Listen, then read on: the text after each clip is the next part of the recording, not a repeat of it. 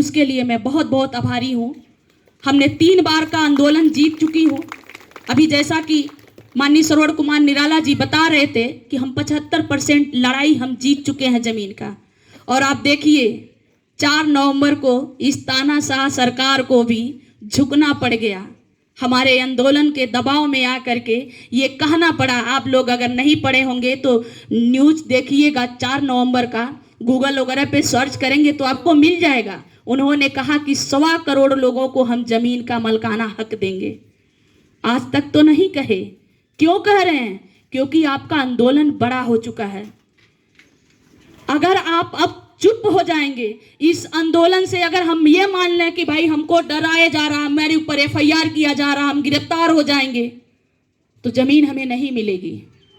और ये 5 kilo ration, 5 kilo ration आप समझ सकती हैं, ये 5 किलो राशन आपके बच्चों का शिक्षा खा गया है। ये 5 किलो राशन आपके अपनों का नौकरी खा गया है। ये 5 किलो राशन आपका मान सम्मान सब कुछ खत्म कर दिया है। साथियों, जमीन होगी तो हमारा मान सम्मान होगा। जमीन होगा तो हमारी माँ, बेटी, बहन किसी के घर में खेत में काम नहीं करेंगी तो उनके साथ शोषण नहीं होगा।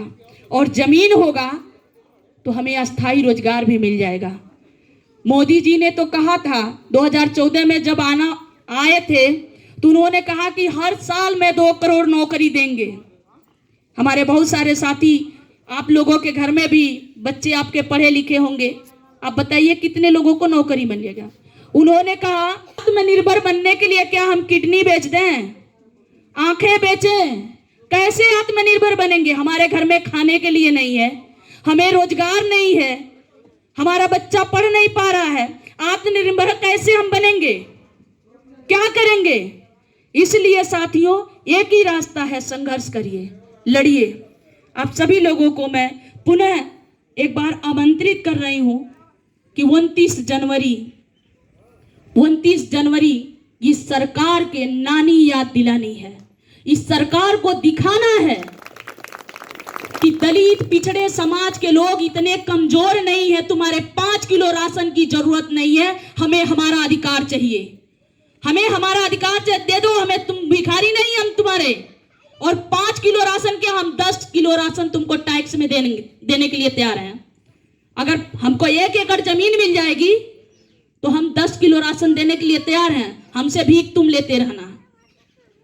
इसलिए साथियों, आप सभी लोगों से आग्रह है, और मैं एक छोटी सी आग्रह और भी करना चाह रही हूं। देखिए, हम 3 बार आंदोलन किए, हमने कभी भी, आप सभी लोग जो भी हमारी बहन, हमारे भाई हमारे आंदोलन में शामिल हुए हैं, आप जानते हैं बहुत सारे लोग ये बात कह रहे हैं या कहेंगे कि जमीन वोट के लिए लड़ रहे हैं, जमीन के लिए लड़ रहे हैं, वोट के लिए कर रहे हैं, ये कर रहे हैं। तो आप बताइए, माननीय श्रवण कुमार निराला जी को कितने बार वोट दी हैं? कभी वोट दी है? कभी मांगने हम लोग कोई आया था? तो हम तो कुछ मांगे ही नहीं। तो जब हम लड़ सकते हैं तो हमने तुमको वोट दिया, हमने तुम्हारे लिए झंडा उठाया, हमने तुम्हारे लिए चंदा इकट्ठा किया, तो तुमने हमारे लिए क्यों नहीं लड़ा? सवाल ये है। हमने तो कुछ नहीं मांगा ना, हमने तो आपको आंदोलन में बुलाया, आपसे 10 रुपया भी नहीं कहा होगा कि आप हमको दे दीजिए।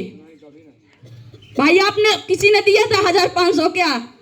किसी से हमने, मान लीजिए हम लड़ रहे हैं ना, हम कोशिश तो कर रहे हैं और सरकार को मजबूर कर दिए हैं। साथियों, मैं फिर कह रही हूं, आंदोलन है, एक दिन में खत्म नहीं होगा, लेकिन एक दिन जरूर होगा। मैं आप सभी लोगों से वादा कर रही हूं कि एक दिन जरूर होगा। सरकार को हम, आपने अगर साथ दिया, हमें सिर्फ आपका साथ चाहिए। अगर आपने हमें साथ दिया तो इस तानाशाह सरकार को घुटने के बल पे ना हम ला करके टेक दिए और जमीन देने पे मजबूर नहीं कर दिए, तो ये आंदोलन हम लोग छोड़ देंगे। ये आंदोलन हम लोग छोड़ देंगे, क्योंकि आपकी बेटी होगी, आपकी बहन होगी, आप देख रहे होंगे, लेकिन मैं भी आपकी समाज की बेटी हूं। मैं बाहर निकलती हूं और हमको भी अपराधी बनाया गया है। अब तो हमारा जिद है, और जिद आप लोगों में भी होना चाहिए।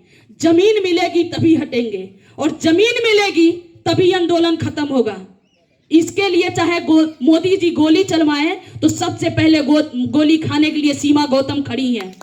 मैं उस दिन भी चिल्ला करके कह रही थी कि तुम्हारी लाठियां में इतनी ताकत नहीं है, तुम्हारी लाठियां टूट जाएंगी, लेकिन सीमा गौतम की हौसले नहीं टूट पाएंगे। और तब तक लड़ते रहेंगे, जब तक सांस है तब तक जमीन के लिए लड़ेंगे, क्योंकि जमीन होगा तो हमारा मान सम्मान होगा, जमीन होगा तो हमारे अपनों में जो छोटे ऊंच नीच है वो भेदभाव खत्म हो जाएगा। जमीन होगा तभी सब कुछ होगा, जमीन होगा तभी हमारे बच्चे पढ़ लिख पाएंगे। और मैं बताऊं, शिक्षा शेरनी का दूध है, जो पीता है वो दहाड़ता है, ऐसा हमने सुना है। लेकिन हमारा बच्चा तो पढ़ेगा ही नहीं। आप सोचिए कि कल के लिए अगर सरकार नौकरी ऑफर करे तो जो लोग पढ़े नहीं है उनको नौकरी मिलेगी? तो हमारा तो बच्चा पढ़ता नहीं है, हमारा भाई तो पढ़े नहीं कर रहा है, तो हमारे बच्चा को नौकरी मिलेगा? हमारा बच्चा क्या करेगा? उनके घरों में चाकरी करने के लिए मजबूर होगा, उनके खेतों में चाकरी करने के लिए मजबूर होगा। इसलिए